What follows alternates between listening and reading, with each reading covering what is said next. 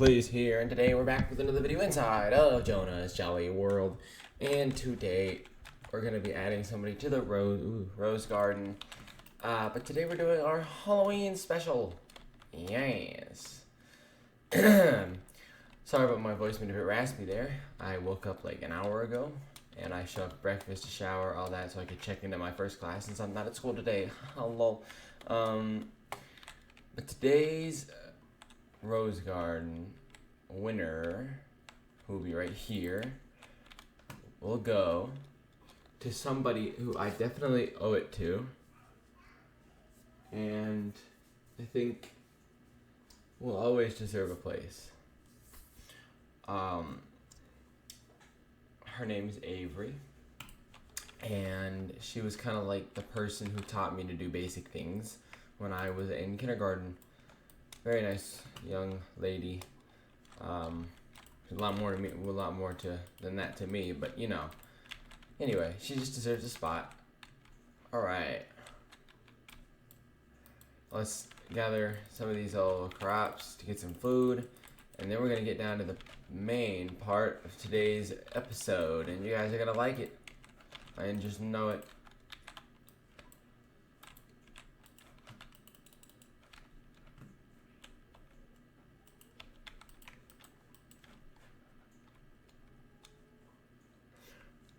We're going to be up in the tower most of today's video besides all this. Because today we're doing spooky stories.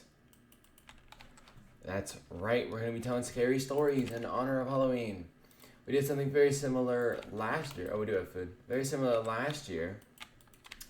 Just on the JonahPlayss channel, but not in Jonah's Jolly World. So definitely. And the rain, I didn't even plan for that to happen. It just so happens that that's what's going on right now. Or was.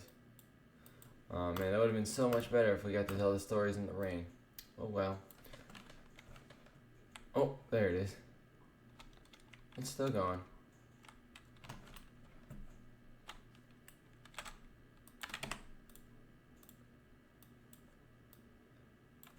I'll tell them whether.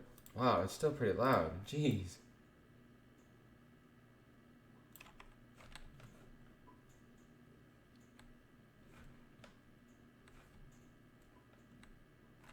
Okay. Here we go. The first spooky story. Minecraft spooky story. Once upon a time, in the world of Minecraft, there was a builder named Jacob. And this builder decided he had had enough of everybody mocking his prismarine designs. He had enough. So he ran off from town, ran off from his family, friends, pets, dogs, cats, all that, and decided that he was going to go somewhere where they truly appreciated his building skills. He searched for days, weeks, almost 3 whole months went by before he finally was able to stop and find a place that suited him. He found that he was standing at the edge of an ocean. This ocean just so happened to be home, right offshore, to a large undersea prismarine temple. Now him, knowing prismarine and how to get it, and the fact that he built with it often, always kept water-breathing potions on him. He drank it and splashed himself with one just for extra coverage. He had about 30 minutes to spare. So he swam down there with all the speed and strength he could get to collect some more when he found out this was no ordinary temple. Once he walked in the door, all of the insides were dried, as if they'd never been touched with water. As he walked through, he could hear shuffling above him in the upper levels. So he walked around, knowing that there was gold in the center of the temple, assumed that it was some kind of guardian or elder guardian shuffling about trying to protect the gold. But unfortunately, what he saw, he'll never forget. He walked up the stairs And when he walked up these stairs, he turned the corner to find not a guardian or an elder guardian, but the gold. He found the gold. He went to go touch the gold, but as soon as he touched the gold, the temple started to shake violently, as if a creeper just blew up and started an undersea earthquake. Unfortunately, for him, it wasn't an earthquake. It was much worse. The gold just disappeared, vanished in front of him, and all that was standing there was a man made of pure prismarine. He didn't know if this was a statue or a monster. He didn't know. So he went to investigate. As he got up from when he jumped back from the vanishing gold, he got up and went to embrace the man, or thing, woman he didn't know. So he went to go up to it and find out what it was. It did not move, not 1 inch, until he touched it. And then, almost like a robot, it activated itself. 2 slots opened up where its eyes would have been, producing a black and white glow. A mouth barely carved out of the face, where gangly teeth hung from its face. It looked straight at Jacob, giving him a smile that would send shivers up any Enderman. Unfortunately, nobody knows what happened to Jacob after that. But legend says that anytime somebody goes to that temple, one of the Elder Guardians looks pretty similar to Jacob. Alright, how was the first story, guys? I hope you guys enjoyed that one. We're going to do another story here in a second, but we're going to take a quick intermission to discuss that story, I suppose. That story I just literally made up on the fly as I was recording this. That one was not scripted. The other two will be somewhat scripted. And I got the inspiration, actually, from, Game Theory, who they did all their videos about, who were the Elder Guardians, why were the Endermen, Piglin, past civilizations. So I kind of got my theory off that. And they didn't tell that story in the videos, but I just got the inspiration for, the main plot, the being in the underwater temple. All right, we're going to start a second story here in a second. Now, these next 2 ones you've heard, sort of, but one of them you may not have. The story of Entity 303. Entity 303 was nothing more than a glitch, a hack. Anybody could say that the character itself was just a hacker behind a computer. But what nobody knew is that he was much more than that. He couldn't hack the game, for he was the game. Many people know the legend of Herobrine and Notch. Unfortunately, this entity was right in the middle of it. Entity 303, most rumors state that he used to be a former Mojang employee, banished away from Mojang and no longer allowed to work in return. So he decided to go home and write up a program called Entity 303. Unfortunately, he did. And in spite of knowing what could potentially happen,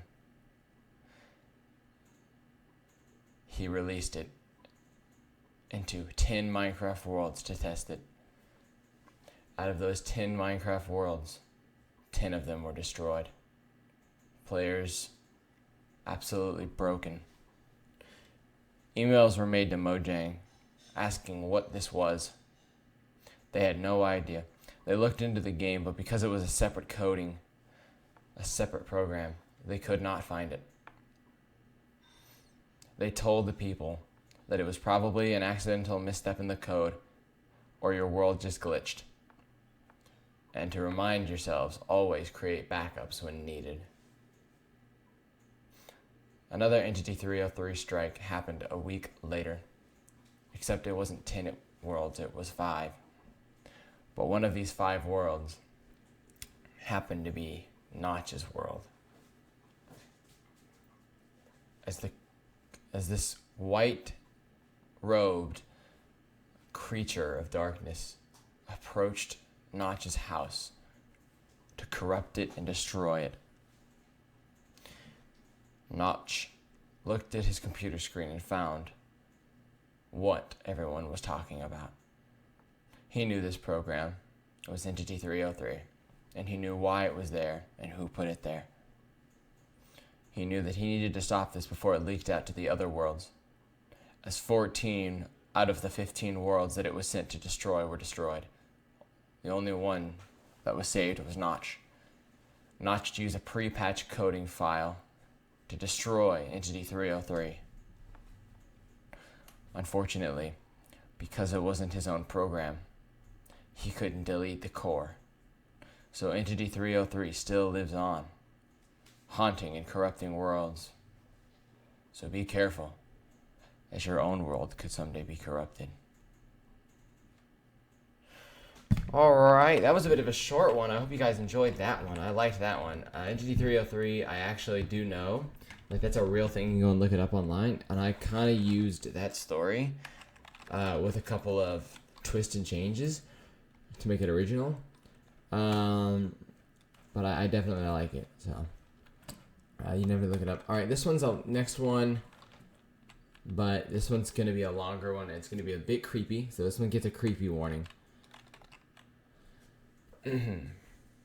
Herobrine. Everyone knows the story of the Minecraft alpha shadow hidden in the fog. Unfortunately, what nobody knows is that while he was watching this player, something else was too. This creature that I'm about to tell you will disturb you beyond your wildest dreams. If you have any fear of just being scared or of the dark, then I suggest you turn the video off now and like and subscribe to JonahPlayss. But if so, and if you're brave enough, then continue.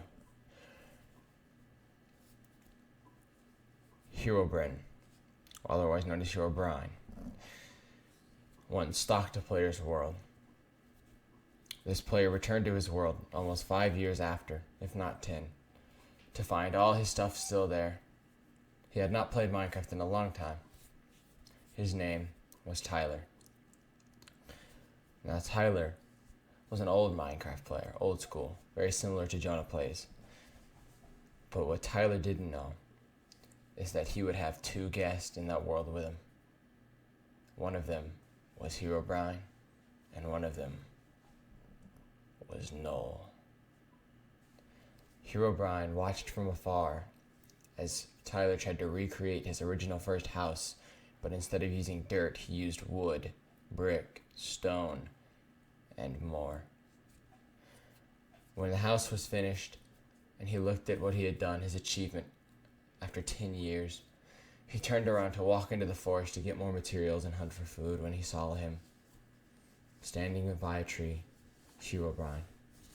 Most players would have logged out, peed their pants, and never played Minecraft again. But not Tyler. Tyler knew the stories and legends. He thought it was fake. He thought it was some kind of fun bug that his friends put in the game. Or potentially having the Herobrine mod on. So he went forth to go look at Herobrine, when in the chat a message popped up. Don't let him find you. Don't let him find you. He's worse than me. He'll destroy everything. And Herobrine blipped away, just disappearing in an instant.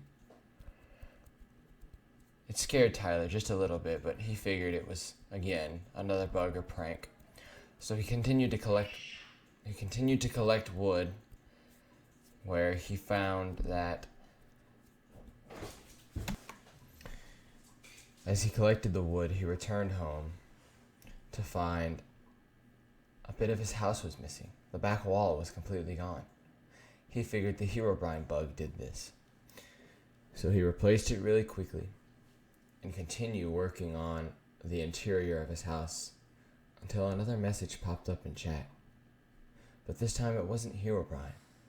the name was just a bunch of confused letters like @ symbols and hashtags, $signs and percentages. Very, very strange.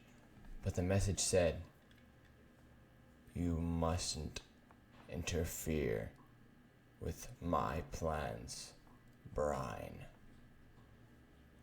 This world has always been and will forever be mine." Freaked out at this point that there was a third person in this world, he decided to log off for a bit, as he didn't want any of this to spook him, as it was late at night. So he went to sleep, woke up the next morning, and logged onto his Minecraft world. But where was he? He was not in his house.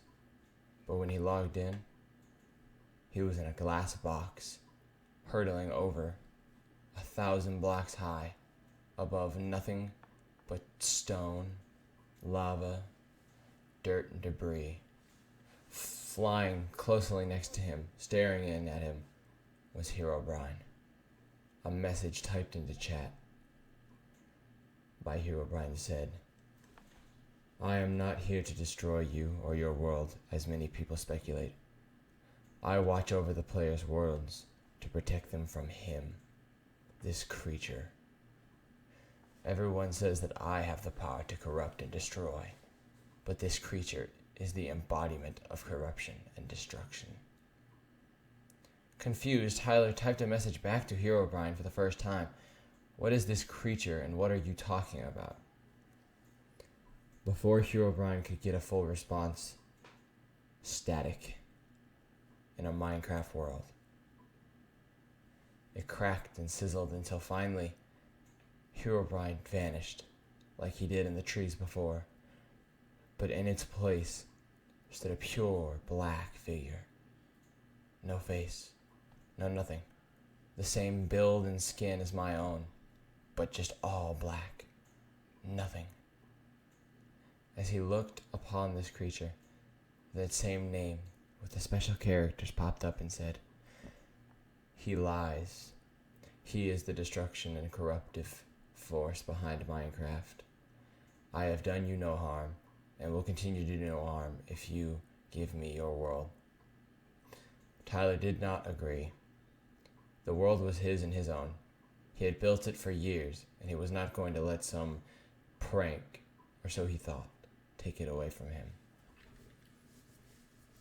So unfortunately for Tyler, the glass box broke beneath him and he fell, and fell, and fell, until right before he hit the ground, he saw a message. "If you will not cooperate in this world, then you will not be allowed to cooperate in the other." And when he hit the ground and died, well, let's just say, he didn't make it out alive. Not even in the real world. Alrighty, ladies and gentlemen, how did you like that story? It's about sun up now. Those are my 3 stories for the day. Thank you for watching. I hope you enjoyed. I know, right? Just like immediately after that spooky story, all that one took a bit of inspiration from an original story, and then I put like a twist on the end and in the middle, like the very beginning and some parts of the end were original, meaning original for somebody else, like somebody else made it. But then some of the other parts were original for me. Anyway, but thank you guys for watching. Hope you enjoyed. Shout out to the first person who watched the video. Comments, likes, all that super great stuff. And I will see you guys in the next one. Have a good night or good day. Excuse me. Have a good day or good night. And have a happy Halloween.